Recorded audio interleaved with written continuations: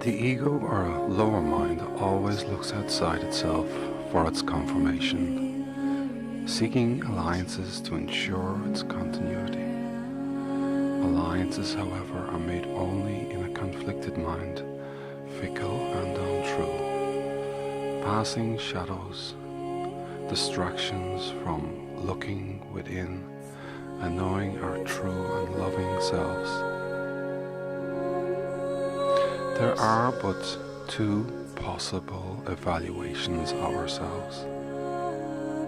Know that only one can be true, and only one whose source is love. Readings from A Course in Miracles. The two evaluations. If God's will is your freedom, would He not have given you the means to find it? If He wills you to have it, He must have made it possible and easy to obtain it. Your brothers are everywhere. You do not have to seek far for freedom. Every minute and every second gives you a chance to save yourself. Do not lose these chances, not because they will not return, but because delay of joy is needless. God wills you perfect happiness now. Is it possible that this is not also your will? And is it possible that this is not also the will of your brothers? Consider then that in this joint will you are all united, and in this only. There may be disagreement on anything else, but not on this. This, then, is where peace abides. And you abide in peace when you so decide. Yet you cannot abide in peace unless you accept the atonement, because the atonement is the way to peace.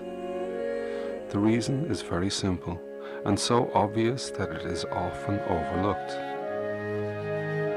The ego is afraid of the obvious, since obviousness is the essential characteristic of reality. Yet you cannot overlook it unless you are not looking. It is perfectly obvious that if the Holy Spirit looks with love on all He perceives, He looks with love on you.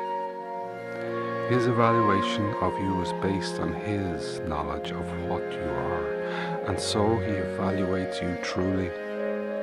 And this evaluation must be in your mind because He is. The ego is also in your mind because you have accepted it there. Its evaluation of you, however, is the exact opposite of the Holy Spirit's, because the ego does not love you.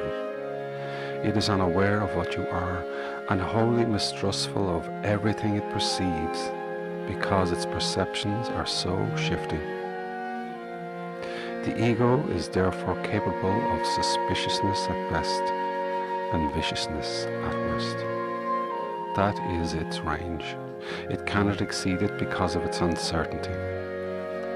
And it can never go beyond it because it can never be certain. You then have two conflicting evaluations of yourself in your mind, and they cannot both be true. You do not yet realize how completely different these evaluations are, because you do not understand how lofty the Holy Spirit's perception of you really is. He is not deceived by anything you do, because He never forgets what you are. The ego is deceived by everything you do, especially when you respond to the Holy Spirit, because at such times its confusion increases. The ego is, therefore, particularly likely to attack you when you react lovingly, because it has evaluated you as unloving and you are going against its judgment. The ego will attack your motives as soon as they become clearly out of accord with its perception of you. This is when it will shift abruptly from suspiciousness to viciousness, since its uncertainty is increased. Yet it is surely pointless to attack in return. What can this mean except that you are agreeing with the ego's evaluation of what you are? If you choose to see yourself as unloving, you will not be happy. You are condemning yourself and must therefore regard yourself as inadequate. Would you look to the ego to help you escape from a sense of inadequacy it has produced and must maintain for its existence? Can you escape from its evaluation of you by using its methods for keeping this picture intact? You cannot evaluate an insane belief system from within it. Its range precludes this.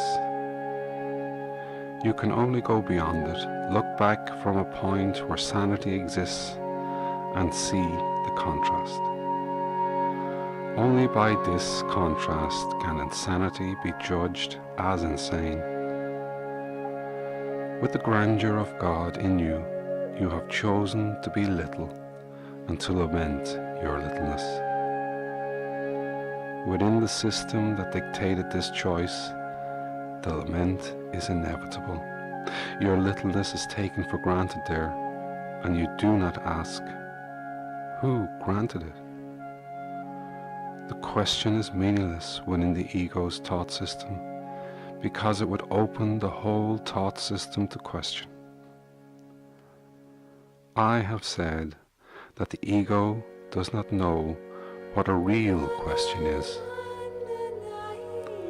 Lack of knowledge of any kind is always associated with unwillingness to know, and this produces a total lack of knowledge simply because knowledge is total. Not to question your littleness, therefore, is to deny all knowledge and keep the ego's whole thought system intact. You cannot retain part of a thought system because it can be questioned only at its foundation. And this must be questioned from beyond it, because within it, its foundation does stand. The Holy Spirit judges against the reality of the ego's thought system mainly because he knows its foundation is not true. Therefore, nothing that arises from it means anything. He judges every belief you hold in terms of where it comes from. If it comes from God, he knows it to be true. If it does not, he knows that it is meaningless. Whenever you question your value, say, God himself is incomplete without me. Remember this when the ego speaks, and you will not hear it. The truth about you is so lofty that nothing unworthy of God is worthy of you. Choose then what you want in these terms, and accept nothing that you would not offer to God as wholly fitting for him. You do not want anything else.